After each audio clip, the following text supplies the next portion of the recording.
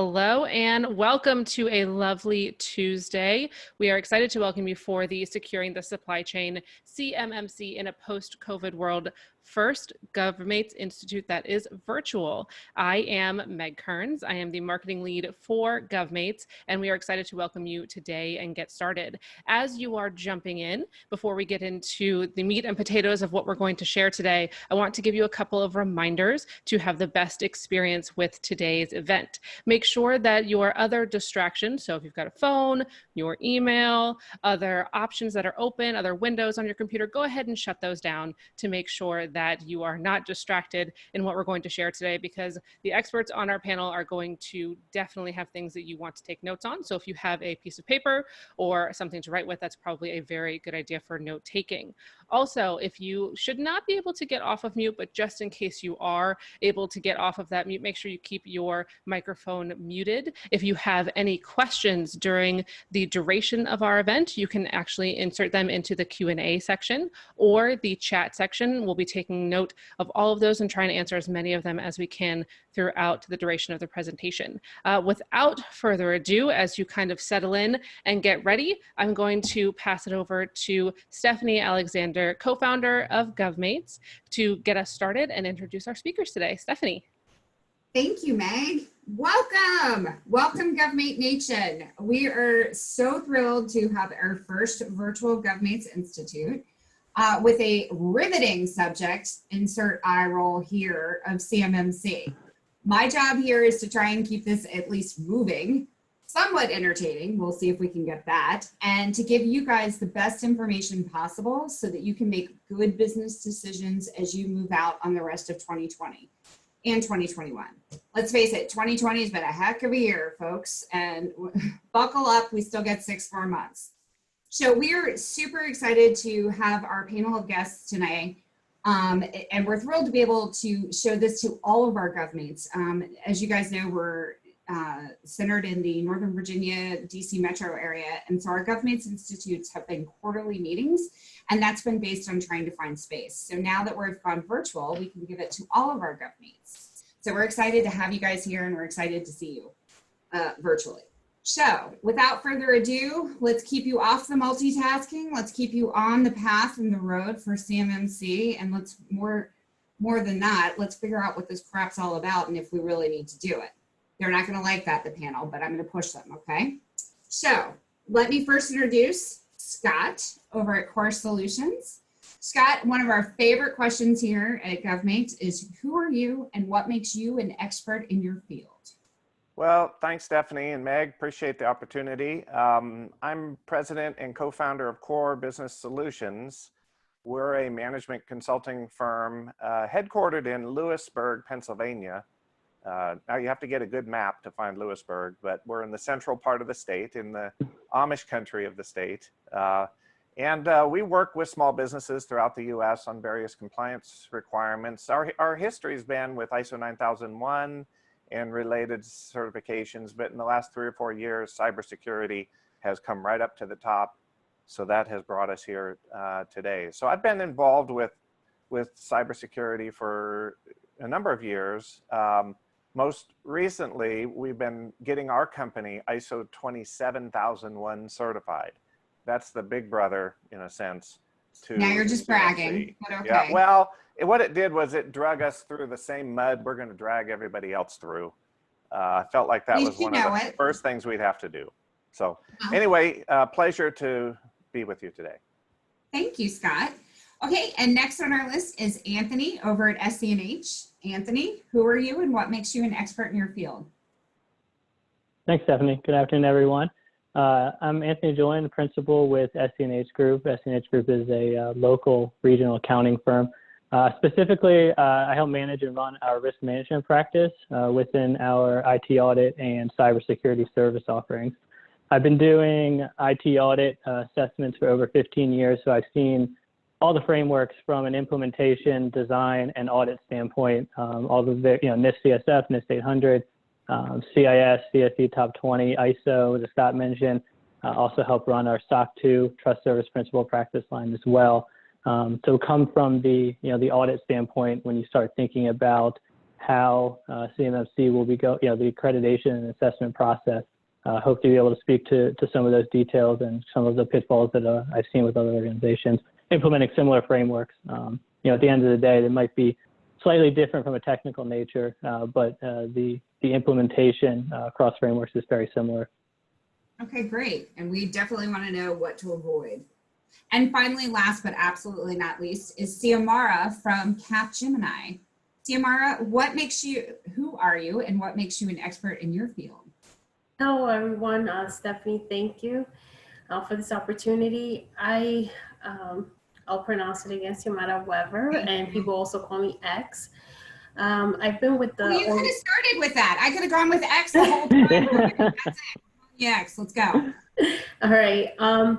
I've been with Capgemini. Well, I'm the Facility Security Officer, also known as the FSO at Capgemini Government Solutions. And I've been with the company for 20 plus years. So that in itself is pretty much, I would say, an expert. I've pretty much collaborated throughout all the business functions. And my mission as the FSO has been to partner across the organization with all the different departments, business developers, contracts, and basically educate, because education is key, knowledge is key, and mitigate the risk across the cybersecurity program. Last year, our president, Doug Lane, invited me to join the PSC CMMC task group, and which I have. And so I've been running the program here with CMMC for our organization and just trying to stay informed like everyone else. So thank you for the opportunity. No, of course, thank you. So to recap for our audience, I kind of want to give the different perspectives. So from my layman's appreciation or perspective is Scott is kind of coming at it from, hey, we are a management consulting group that can help you and your organization get to CMMC certifications. We work with a ton of these things in the past. So kind of like I'm on the business side and I'm helping you get this through. Anthony is in the role of more the auditor phase, right? So I've gone through, I'm the person sitting across the table from you, and here's what I'm looking for. Here are the pitfalls, here are the risks that are associated. Here's where I see people fail, and I want to help you be prepared when I come to across the table that you guys are as successful as possible. And then finally, X is coming from Capgemini is a great mid-tier company, but they also obviously have limited budget and resources, right? And so coming at it from the culture perspective, what did you actually have to do? What hearts and minds did you have to turn around within the organization? Who took the authority of it? How were you successful? And what are some practices? Also, just, how this relates to teaming. So is this a strategy for teaming? Like, is this something we need to be talking about that do you have CMMC? This, as you guys know, this will be coming out in bidding practices. And so it's going to become more and more important. So that kind of gives you the different perspectives. We thought it was important to have all these voices together because I'm sure they will agree on certain things and disagree violently on others, which I'm looking forward to. So we will ratchet away. So first thoughts, where are we? Right? Like, I barely know what day it is. I don't know. My life is run on Zoom. What month are we in? It's still somehow 2020. It's still even freaking June, man. Like, I don't even know where we are. But where are we with all of CMMC? It was big and hot, and now, what's going on? Anyone jump in? Well, I'll jump in there, Stephanie. So the DoD has been trying to lock down all of this unclassified information that flows up and down through the supply chain in the unclassified programs. So we're not talking about classified controls, but they've been trying to get their arms around how to secure that data through all these private sector companies that make up the industrial base. Over 300,000 companies make up the defense industrial base. And so they rolled out in 2017, I think it was, the DFARS clause, infamous DFARS clause with NIST compliance requirements. But it was built on a self-attestation model, basically an honor system. Where we say we read all the FAR clauses, but we know damn well we didn't read the FAR clauses. But it's in the fine print. It's definitely in the fine print for sure. Okay. But that, I guess, voluntary process has been very limited in its effectiveness. And they basically said, we've got to up the game to a formal certification and really enforce the compliance through that certification process. So we are in the process of transitioning from the honor system to the, I don't know, dishonored system? I don't know what you call the other one, but Honor among thieves? honor among thieves. A little bit of that, Anthony, right? Somebody's going to be looking over our shoulder. We are nearing, where certification will impact your business at some point in the future. When that exactly is going to be, that's still a question. The expectations to have the associated level in place this year is still kind of the expectation. But from a formal certification standpoint, I think we're probably looking at an extended timeline as we'll get into more detail as the assessment program continues to be finalized. But in general, where we are is we're getting close to where it matters to your business, where it could have a financial impact to your organization. So what I think I'm hearing is now's when I actually have to start paying attention to this. Yeah. If you haven't already. I know you guys hate that. You probably think we should have been doing it for years, but let's face it, I got to run a business. I got to hire people. We're not even going to talk about the past couple of months. I've been busy. I got no time for this stuff. So now I gotta really need to start paying attention. Mm-hmm. Yeah, well, at least you need to scope out what's in front of you. Okay. So some are going to have a bigger hill to climb to really get ready. But it's important to open the book, read the table of contents, start in chapter 1, that kind of thing. We're at that point. Okay. Yeah, know where you stand. Obviously, there's such a varying degree of certification, and the requirements from level 1 to level 3 are such a big jump that the first, the key, as Scott mentioned, is just knowing where you stand as an organization. And you may, as an organization, feel like you don't need to do a lot right now, based on what your assessed maturity is and what your level of assessment requirements are going to be. But if you don't know where you stand and what your requirements are going to be, then it's going to be a bigger challenge to react when you have to. Okay. So X, just for the rest of us, you started this when? Last year. Oh, to be honest, we had our Christmas shopping done in April too. Whatever. Are you that company? We're that company. We have a great support team. I'll say with NIST 800-171, I started hearing about it through the security realm and started bringing that information back to our key leaders, our president, and started having that conversation around CUI. Do we have it in our contracts? Are we processing it? So really the conversation with the key stakeholders started about 2 years ago. And we started embarrassing us. We started implementing our, collaborating, implementing our controls.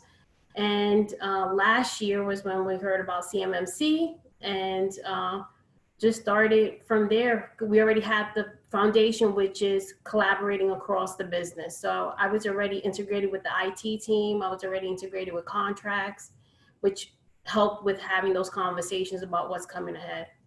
Okay, so I want to get back to that collaboration at another point a little further down the road, because I want to kind of dive into what it is and what we really need to do. But I think that that's a key point that we'll circle back on. So, all right, fine. People have maybe mentioned it. I've ignored it. I've whatever. Again, I've been busy, 2020, man. And so you guys, it sounds like now I need to start paying attention. So let's get real. What do I really need to do? What I think I heard out of Anthony and Scott is I need to know where I stand. So what does that even mean? Yeah. Give me, again, cliff notes and high level, because the participants on this webinar should be the C-suites who are going to go give this to someone else to do, hopefully.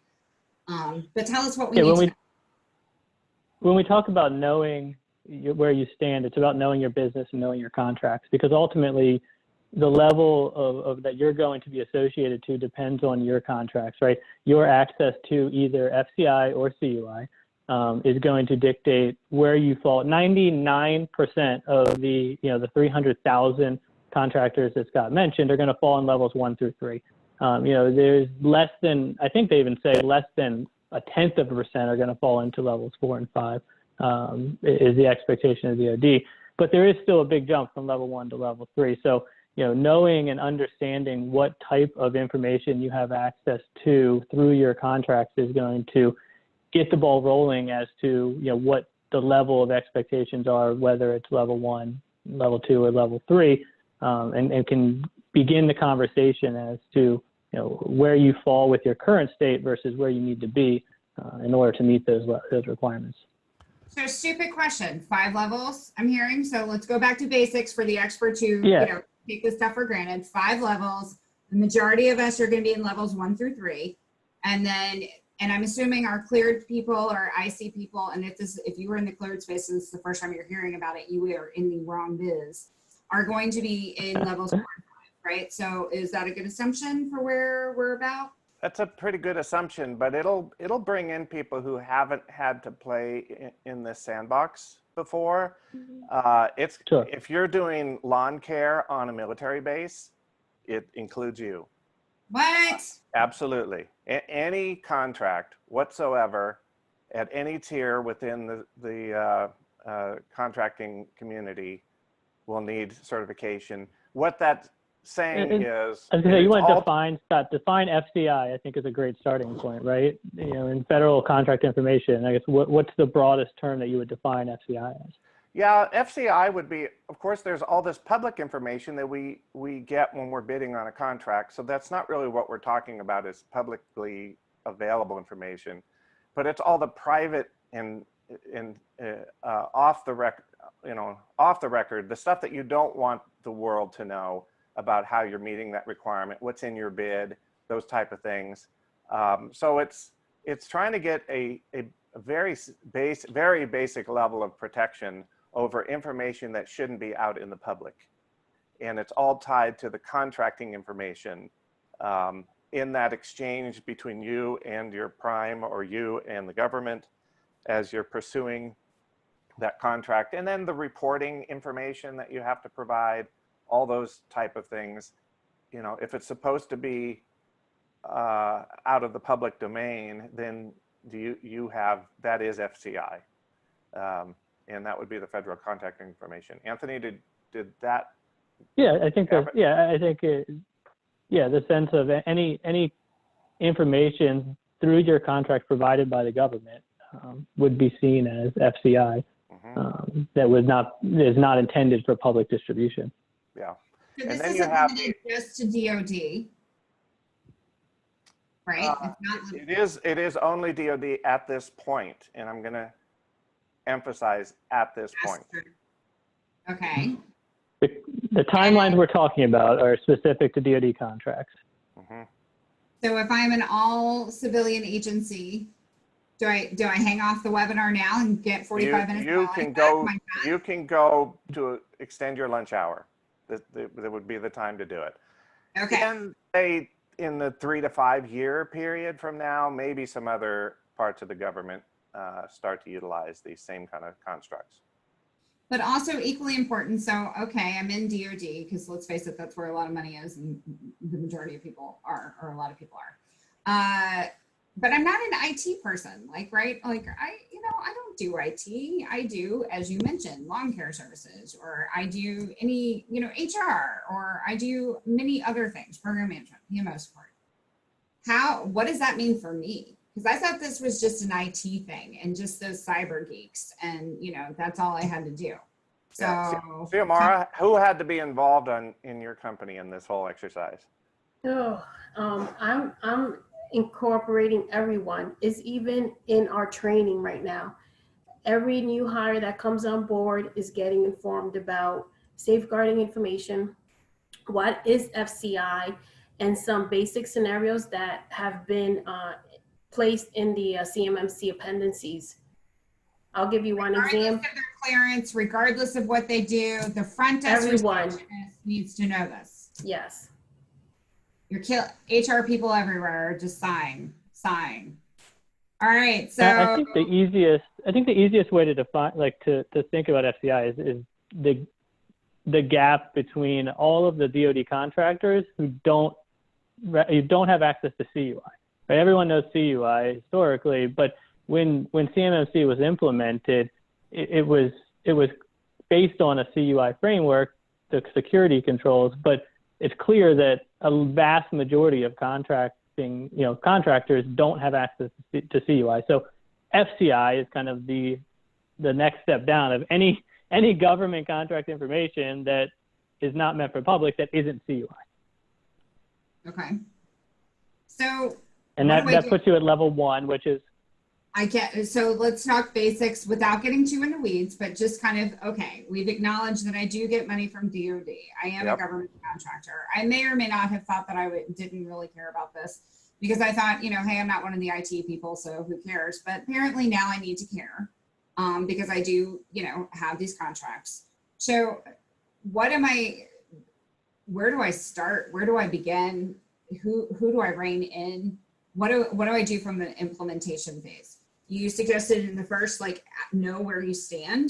So an assessment. Back to Anthony's point earlier while level 1 applies to, I'm sure, the majority of people who will need a certification, the second biggest group is going to be level 3, and that's a heavy lift. Level 3 is a heavy lift. So determining what my target is, I think, is most important. What we've been skipping over in this conversation is this level 2, and all indications are no one's going to have to be level 2, Scott. Well, level 2 is kind of a stepping stone, if you will, for a company that's trying to move up the chain to a level 3. Is how they've a gateway drug to level 3. That's it. Yeah, they took half of level 3 and stuck it in level 2, basically. So I need to know where I am. Just to describe the gap.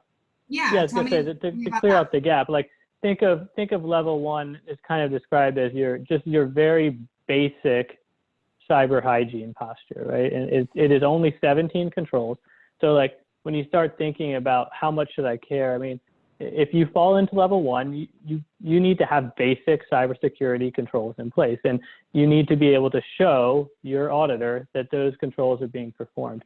It does not get into maturity. So level 3 jumps up from 17 to 130 controls. So that's how big the gap is between level 1 and level 3. And the other gap is not just the actual scope, but is the actual audit evidence that you have to provide. So you go from showing that those controls are being performed to now showing that you have policies, procedures, and that those controls are operating. So you're going to have a much stricter audit trail and documentation rigor with level 3 than, beyond just the scope of controls than you will with level 1. So that's why we're saying know where you are. You might have a fairly mature IT security framework and have level 1 as your requirement based on only having FCI access and not CUI, and you might be in a good place. But you need to make sure you're doing that homework to see what the gap is between where you stand and where you need to be. Mm-hmm. So what if I have it? And this is a practical question, but so how will this come out? Will it be in an RFP? Will it be in my actual contract? Will it say you have to be this certain level in order to, either win the work or maintain the work? Let's break it down to actually what I care about, top level revenue. How am I going to grow my company? Tell me why this really matters. Yeah, you'll first start seeing the requirement in RFIs. The first RFIs should be coming out this summer, even though COVID has delayed a few things by a few weeks, but it's still expected that the first few contracts, RFIs, will come out with the CMMC level specified for all tiers in the supply chain and how that requirements need to flow down through the supply chain. But it'll tell you specifically, for this contract, you'll need a level 1. Yeah. So it's not just me, it's all my subs? It's you and all your subs. Oh, X, how are you going to control all that? I mean, you guys do use a lot of small businesses, right? You've got to, have a small business plan, etc. How are you even going to start maintaining it? What does this look like for you guys in your bid strategies? I mean, is this going to become, I assume, one of the things that you're asking your teaming partners? Yes, we're putting it in our contracts. So you start flowing that down.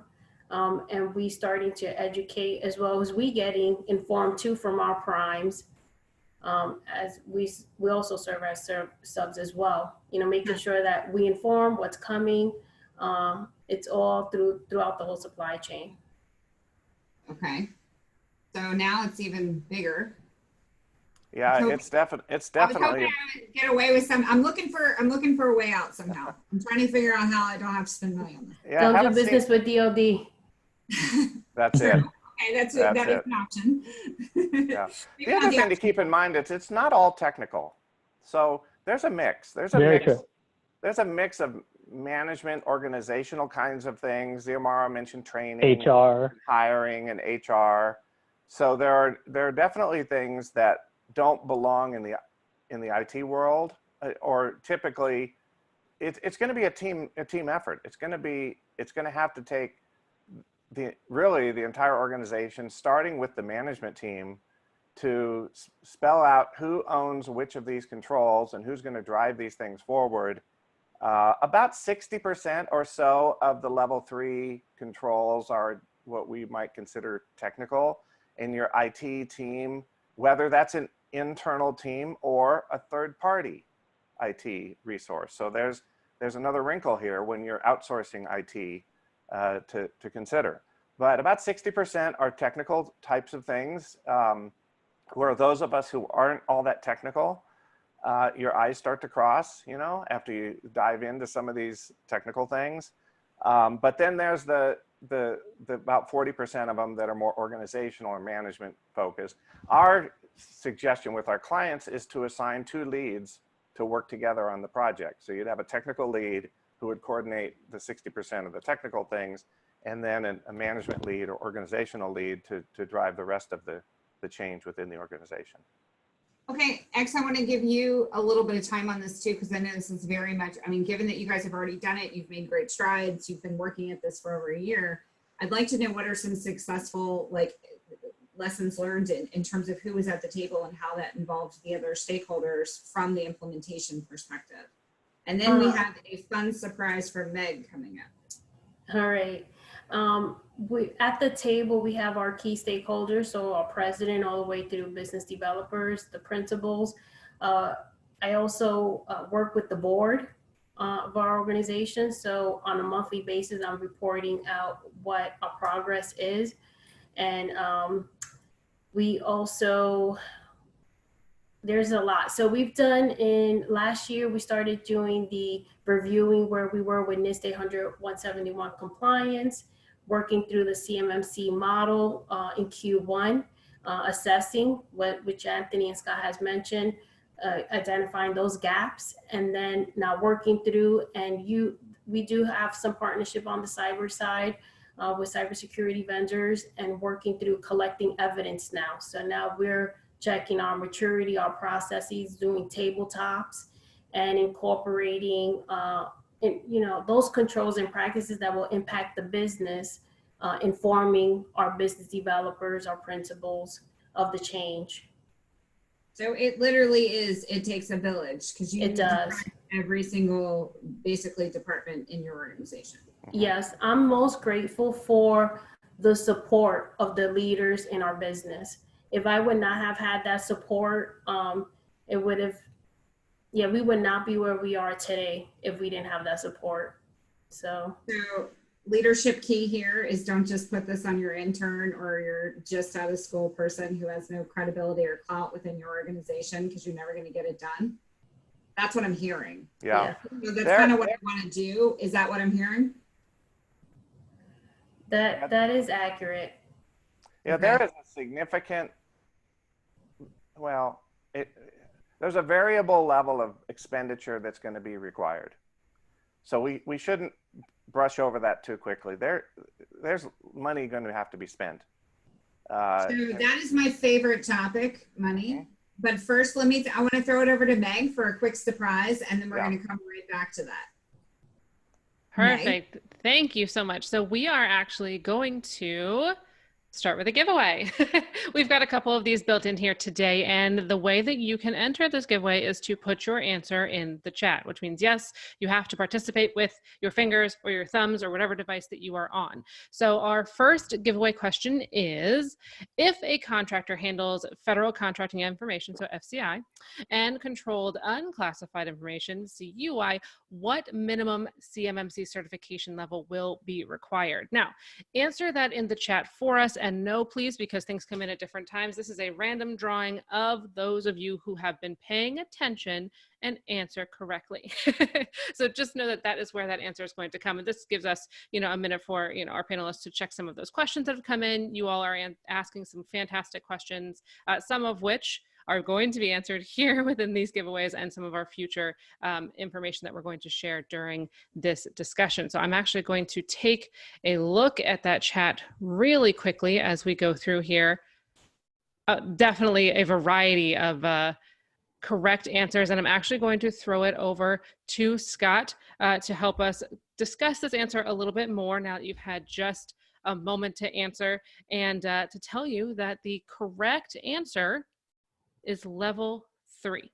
Of those levels, the correct answer is level C. Scott, I'm going to give you a chance to kind of expand on this if you would like to, as we determine who the drawing winner is for this first giveaway. Yeah, Meg, well done on the answer there, and it is level 3 would be the minimum, because level 3 is the minimum if you handle any CUI. So if you handle no CUI, then you're talking about a level 1 certification. That's the distinguisher or differentiator there that to look for in that particular question. Perfect. I would just to reiterate, one of the questions is similar to that concept, which asked about the value of level 2 and 4 if there's no certification. And also there's a question about the certification level that prepares a firm for third-party audit. And I just want to make sure it's clear. I just, like you said, stepping back high level, all 5 levels are certifications. Level 1, 2, 3, 4, and 5 are each separate certifications, and they are the third-party assessment. You have to get a third-party assessment to be certified at each of those 5 levels. So just wanted to step back and make sure that that was clear as we move forward.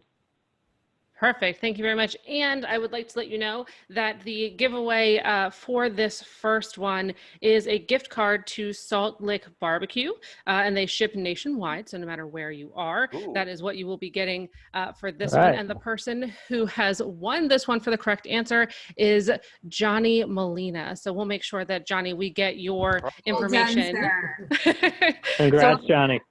We'll make sure that we note that down and get that information over to you post-event so we can get that gift card to you. So I'm going to throw it back over to Stephanie to continue this conversation as we go. Thank you, Meg. All right, back to Scott, or back to everybody. Cost. All I care about, how much money?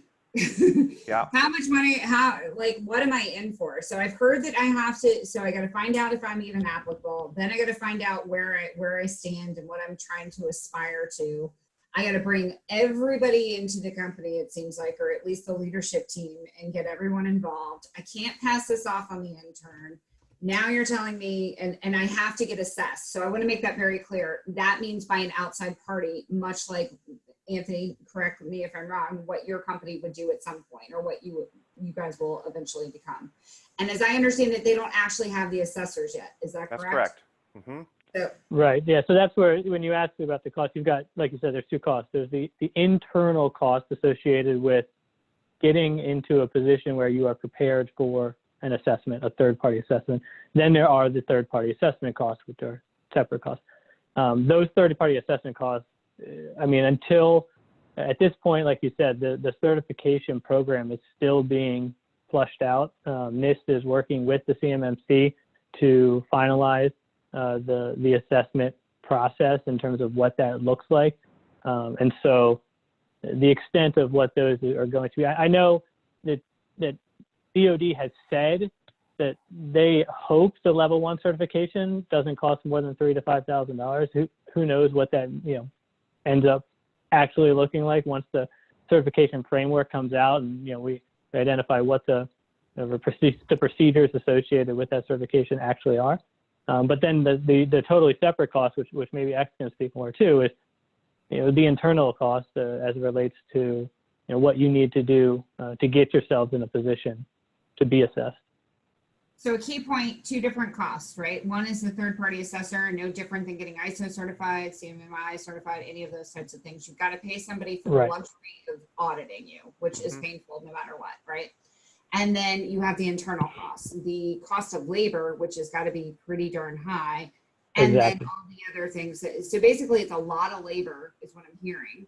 And for the nerds in us, I'm hearing it's a lot of G&A. So careful on that multiplier and get, because that impacts your bid strategy and kind of your wrap rate. But then and then there's probably some other outside costs as well, right? So maybe different software. Yeah, there may be technology costs depending on what your current technology architecture looks like, and certainly would caution organizations. When you talk about working with organizations to implement frameworks, not to just take the cheapest option. It may be the cheapest option is the right option, but as X has spoken, the biggest thing that they're working through, and I think organizations have to realize, is that you have to make IT decisions that support the business. So if you don't have both sides of the conversation when you're making decisions on implementation of whether it's software or new controls, you may be making a technology decision that isn't sustainable, isn't scalable, which is key for a lot of these contractors, is how scalable is that technology as well. So ensuring that you have the business and IT working together to make those decisions. Yeah, and one other aspect to that internal cost is the question, and I'm going to focus on a level 3 certification because that's the heavy lift. And the first question that I would want to pose to a company is, what CUI do you handle? Under what contracts do you handle it? And who accesses that information within your organization? So if, for example, we were talking with a client recently who has multiple facilities, 800 or 900 employees overall, they were looking at this whole thing like a deer in the headlights. This is overwhelming. We'll never get over this path. And the first question we asked was, what CUI do you handle, under what contracts, and who accesses that information? And they said, well, it's only one facility, one team services that particular contract. So that's really where this requirement came from. And we said, well, then let's just secure that information and give those people access to that information. And let's not necessarily flow all the requirements out to your entire organization. The DoD's only concern in all of this is that information. So it always starts with, what information do we have? How does it transmit through our organization? What's the boundaries? workflow? Yeah. And to start, it makes a lot of sense to map that out so that you know where that information starts, ends, and ends up. I don't know if I said that right, but you get the drift. So yeah. There is the option of segregation onto what would, IT folks would call an enclave, onto a segregated network, or other way of splitting that out, and just drill down on that equipment and the people involved with handling that information. So, but if you primarily do DoD work and everybody uses it all the time, the information, then you'll be securing your entire network to these controls. And then when the auditor comes in, they would be auditing the entire system rather than a portion of the system. So that can be a big cost savings if a company is servicing only 1 or 2 contracts. So I'm going to go faster because and we knew this was a big topic and it was going to be impossible to do in an hour, right? Yeah. But first quick question to you. Did you have a budget when you started, and how did you even come up with it? Or were you kind of like, we just got to do it and we're going to spend what we spend? The budget is in progress, right? So at first, when NIST came out, the IT manager at the time put a budget together. And then since then, it's been developing over. It continues. Like now with the CMMC, there's additional controls that NIST didn't have. So we identifying those gaps and what we need to put in place. So it's refined. So no matter what you start off with, it's pretty much going to have to continue to be evaluated. Scott, one key thing that I just picked up on for everyone on the horn here is really during that assessment phase and knowing where you stand, it's critical to know if you can actually segment it, right? So like you said, if it's your whole company, it's your whole company and just get over it, you're gonna have to do it.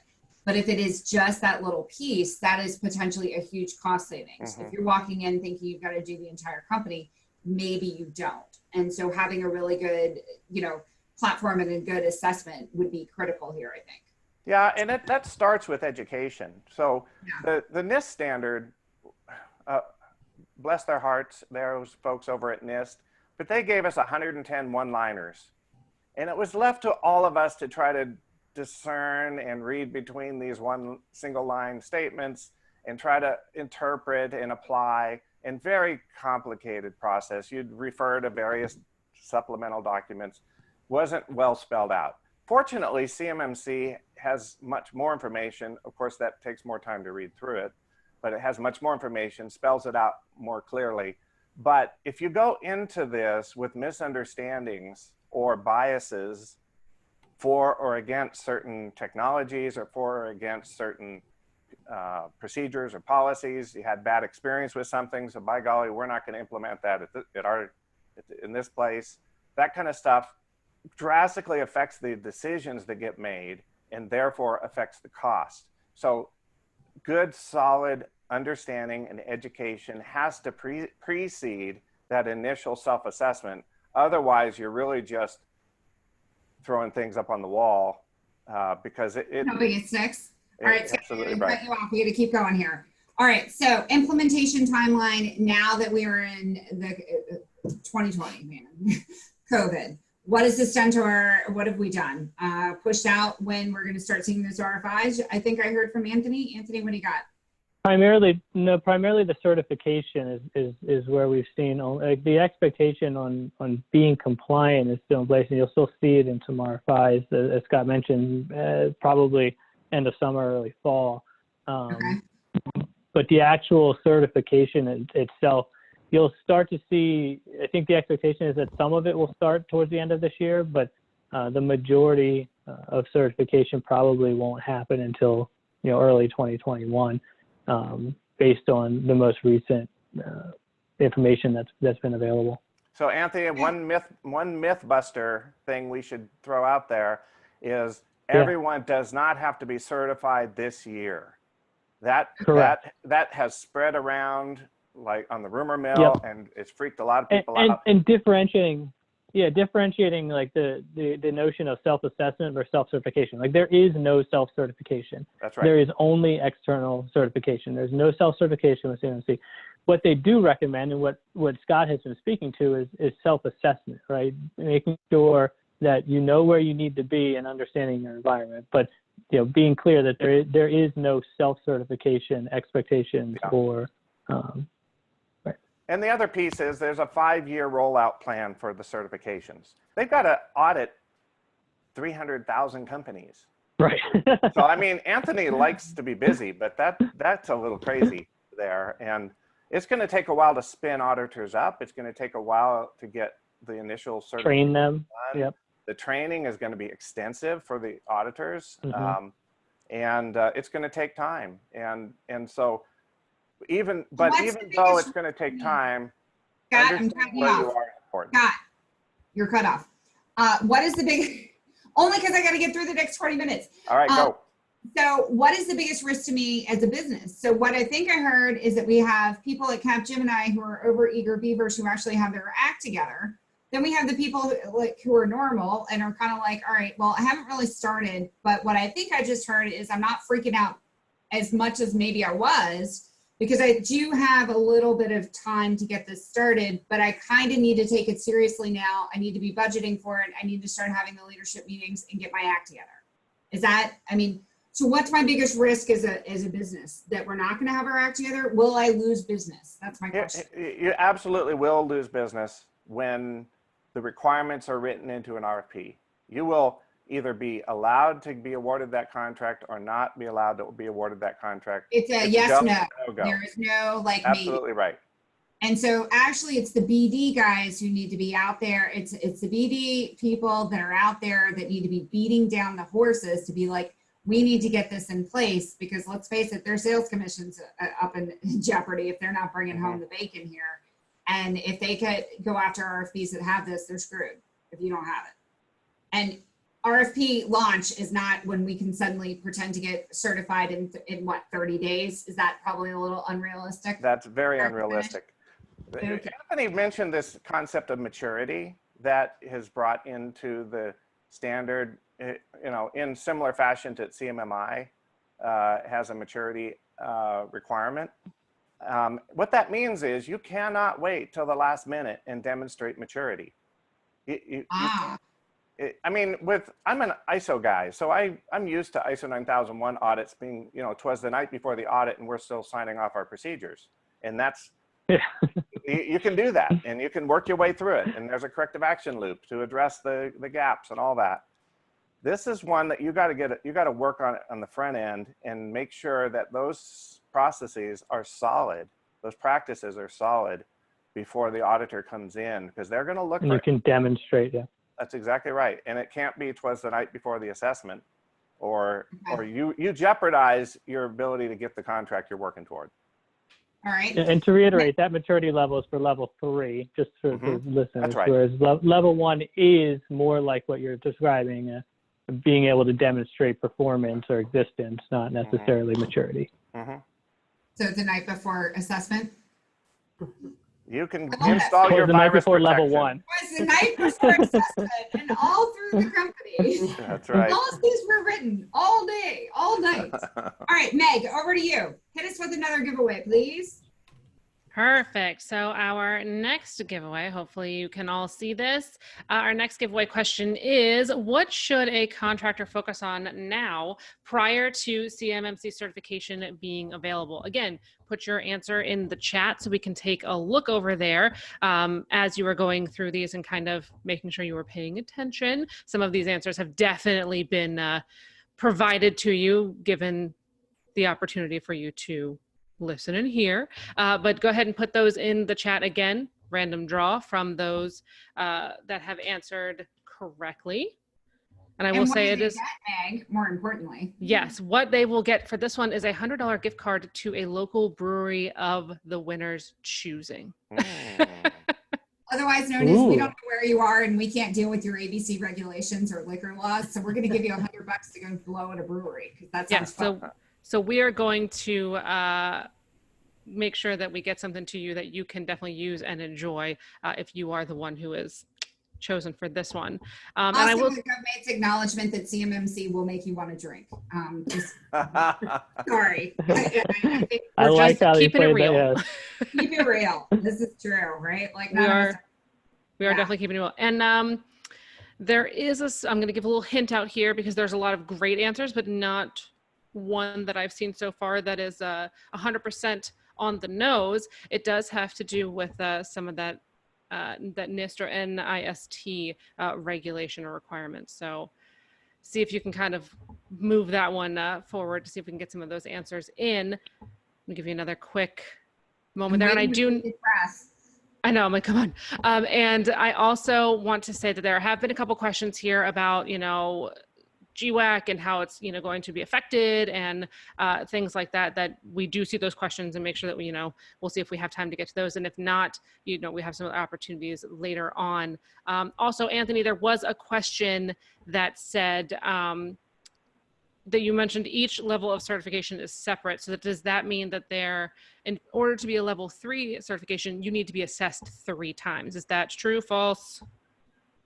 No, you should be assessed at the certification level that you are looking to obtain. So you would not need to be assessed at 1, 2, and 3, because 3 incorporates the same requirements as 2 and 1, same as going up. So it's a tier. Yeah, it's an add-on. So if you are assessed at level 3, you have the same requirements as 2 and 1 within that certification. But you are if you have 130 requirements for level 3, and you only meet 129, then you're level 2 certification. You're not going to get the level 3 certification. You have to, it's all or nothing. Awesome. And so that level 3 to level 4 lift, is that super significant? How big of a lift is that? How heavy of a lift is that? If you could just give a generalization there. Yeah, I mean, and Scott, you can add in, but I would say that the jump from 3 to 4 is similar to the jump from 1 to 3 as far as the information that we've seen. It's a significant jump in maturity and additional controls that are included within the level. 4 and 5 are probably closer than 3 and 4 are. Yeah, and the technology expenses go up and up the level, you know, as you go up the levels, the investment that you're going to have to put these things in place and to maintain them properly. Perfect. Okay. And I will happily say, I'm going to jump over you really quickly because we do have correct answers. No, go for it. All right. We do have give somebody their that are beer. correct. I am. I'm Beer. hey, you know, that's the important part, right? So the $100 gift card local brewery winner is Matthew, and I might butcher this last time, I apologize, Matthew Urbowitz. And that answer was compliance with the NIST SP 800-171 requirements. So Matthew, we'll make sure we get your information there. Good job. Congratulations. Yep. And Anthony, I will let you finish what you were saying. I'm so sorry to cut you off. Oh, no problem. I was just reiterating what we already just discussed as it relates to the percentages of 4 and 5 are so low. I mean, we're really talking like less than 1% of subcontractors that are going to fall into that level 4 or 5 space. But so focus on 3 and below. I have 2 last questions for you guys, and I know we have one more giveaway, so hang with us. And we're trying to get Q&A done, and we only have 9 more minutes. So let's just set the stage here. X, what resources do I have access to? I'm sure, you know, I can call people like Scott to come help us, you know, walk us through this, because let's face it, sometimes we will actually do it if somebody tells us what to do. But what other resources do I have? Can you share those, please? Yes. So if you do reach out to a third party to do help you with your self-assessment, you have to make sure that they're not in queue for becoming an auditor, because that would be a conflict. So that's number 1. Number 2, use the CMMC website. They have a great FAQ. They have the latest model. They keep everything updated there. And there's also a link to the AB board. So Stephanie will provide those resources to you. The C-suites, making sure that your company is, to get a good buy-in, I would say read the delivered on compromise report, which is the reason why we in place now. The latest one is a cyberspace Solarium Commission report that was recently published. Scott, I don't know if you've seen that, or Anthony. I have, yes. Yep. So get your BD to read that, and those are the resources. Work with your contracts. Obviously, get your review C-suites. Look at your pipelines and identify how many are in those markets. That's what I have. I would echo. X is absolutely right. The FAQ, the official CMMC FAQ on the ACQ website is fantastic and has some of the best information out there, subcategorized by, you know, being able to find what they're exactly looking for. There's also, the only other thing I'd add is there's some cross mapping, like some crosswalk documentation out there that maps, you know, the CMMC not only to NIST, you know, 171, but also to some other cyber frameworks that you may have within your organization. So if you do have some, you know, if you do have other frameworks that you have implemented with your organization, look for mapping to see, you know, where you already have controls in place through those other frameworks and where the delta is, because you might already be doing a lot of what you need to be doing. Now, Stephanie, before we end, give me 15 seconds on this one point. The smaller clients, that have, let's say, 20 or fewer employees, and you've outsourced your IT, that's a special challenge. You might still need to get a level 3 certification, but you're relying on, say, your local IT provider to do the heavy lifting on your network and such. Making sure that you're working in close coordination with that third party is important. and keeping the budget under control is really important. There are ways that to is do that actually in my the last small one. question, Scott. So Yep. a lot of people use an outsourced IT shop, right? Yep. Like, so I don't need to have it in front. I just need one quick sentence, one quick bullet from anybody on what are the things I need to be aware of. I mean, if they don't know what I'm talking about, that's a problem. MSPs are going to be banging down the door to be the first people to be certified, because their ability to work with contractors in duty space is going to depend on their certification. There is going to have to be in your contract with them to ensure that they maintain level, whatever the level is that you're requesting or that you need to meet. And for them to keep business, it's going to be imperative for them to be able to demonstrate that they meet and have a program in place internally to address that certification. So if you have a current relationship with an MSP, that's the first question to ask them. Are you willing to pursue the certification and along with us? Because we're in it together. Good advice. All right, Meg, our last giveaway. We got 5 minutes. Hit us. First. It would help if I Meg, unmute you're on first. mute. I am on mute. So our very last giveaway is a little bit easier as far as answering is concerned. It is a true false. So technically you have a 50% chance of getting this one right. The true false question is CMMC will make the current DFARS NIST 800-171 regulation obsolete. So in the chat, it is a true or false. You just have to write true or false. That's all we're asking you to do. We kind of gave you a heavy lift on that last one. So making sure that we balance it out, give everybody a chance. And what do you win? What you're winning this time is actually my absolute favorite one, which is $100 of chocolate and candy from Dylan's Candy Bar. So we've got your sweet, we've got your salty, we've got your, we know this is going to be difficult, here's some booze, but this one is the $100 of chocolate and candy from Dylan's Candy Bar that we will also get to you as we go here. So since that one was a lot quicker, we actually have, let's see, our winner for this one is Andrea Walter. Andrea Walter, you did get it right because the answer is false. DFARS clause will be updated, not eliminated. Also, all of the NIST 171 requirements are included in CMMC. So Andrea will make sure that we get your information over there and get you the $100 of candy and chocolate from Dylan's. Congratulations. Thank you, Meg. All right, guys, we have got 3 minutes left. I respect everybody's time. Let's face it, I've got yet another Zoom call at 2:30 probably. So as we live our lives on Zoom. I want to go around the horn really quickly. I want you to give me 20-second wrap up, kind of your perspective, closing thoughts. Anybody can jump in.